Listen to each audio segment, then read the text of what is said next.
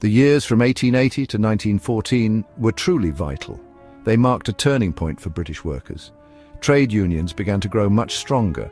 Ordinary people started to demand better lives. This period saw the old order being challenged. New ideas about fairness and rights spread. The foundations for major social change were laid. It was the dawn of a new era for labour. Before this time, unions were mostly for skilled men.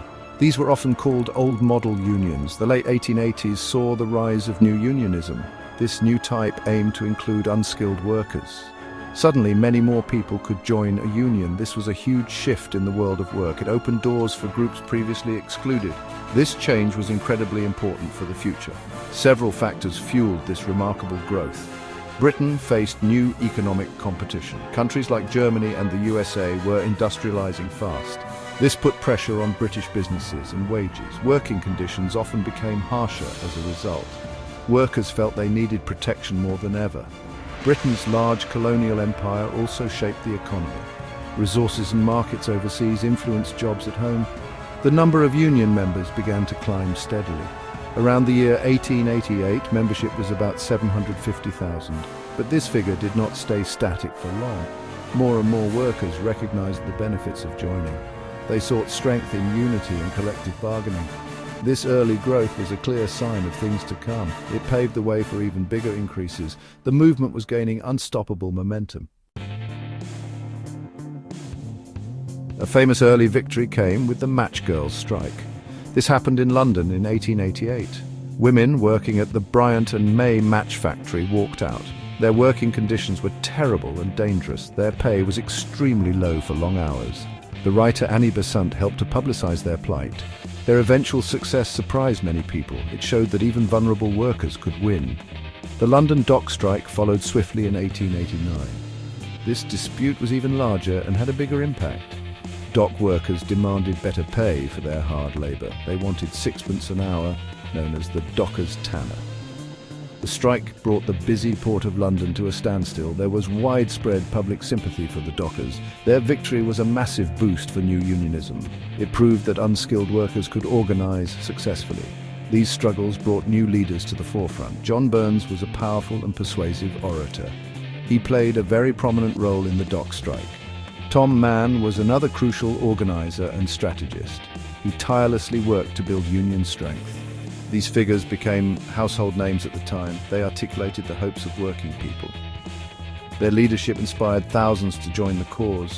Socialist ideas were also becoming more influential. These ideas offered a way to understand society. They spoke of class struggle and workers' rights. Eleanor Marx, Karl Marx's youngest daughter, was a key figure. She was a dedicated activist and organizer. She worked closely with gas workers and dockers. She helped link trade unionism with broader socialist goals. This gave the movement a powerful intellectual backing. The growing strength of unions faced strong opposition. Employers and the government were often hostile. The courts frequently sided against the unions. The Lyons v. Wilkins case of 1896-99 was a setback.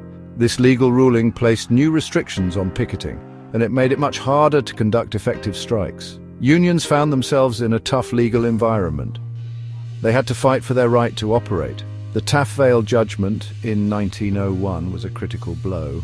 A railway company, Taff Vale, sued a union. The Amalgamated Society of Railway Servants was the union. The company sued for damages caused during a strike. The House of Lords ruled the union had to pay. This decision threatened to bankrupt any striking union. It became clear that unions needed political power. This spurred the drive to create the Labour Party. Amidst these challenges, new ideas took root. Syndicalism gained considerable support before World War I. This was a more radical form of trade unionism. Syndicalists believed workers should control their industries directly. The main tactic to achieve this was the general strike. This philosophy influenced many large-scale industrial disputes. The years leading up to 1914 saw much syndicalist activity. It called for direct action rather than parliamentary politics. The Fabian Society offered a different approach to change. They were socialists but believed in gradual reform. Key figures included Sidney and Beatrice Webb. They conducted detailed research into social problems. Their work provided evidence for policy changes. They advocated for reforms through parliamentary means. The Fabians contributed to the intellectual foundations. They helped shape the early Labour Party's thinking. Women workers played an increasing role in industry. However, they often faced the worst conditions. Their pay was usually much lower than men's. Organising women into unions proved difficult. Many existing male unions showed little interest. Some even actively excluded women from membership.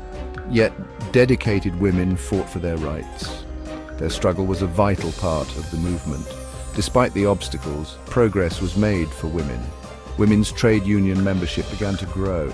Mary MacArthur was a very important leader. In 1906, she helped establish the National Federation of Women Workers. This organization focused solely on women's issues. Strikes like the Cradley Heath chainmakers' strike in 1910 were significant. These women fought bravely for a minimum wage. They showed great determination and solidarity. By the eve of the First World War, unions were strong. Membership had risen dramatically since the 1880s. By 1914, over 4 million workers were unionized. This represented a significant portion of the workforce. The period from 1910 to 1914 was particularly turbulent. It became known as the Great Unrest. There were widespread strikes across many industries. Trade unions had become a powerful force in Britain. In conclusion, the years 1880 to 1914 were transformative. This period was absolutely fundamental for British trade unions. They grew enormously in size and influence. They faced down serious legal and economic challenges. New ideas from socialism to syndicalism shaped their path. The efforts of countless men and women built the movement. This era laid the enduring foundations for modern industrial relations.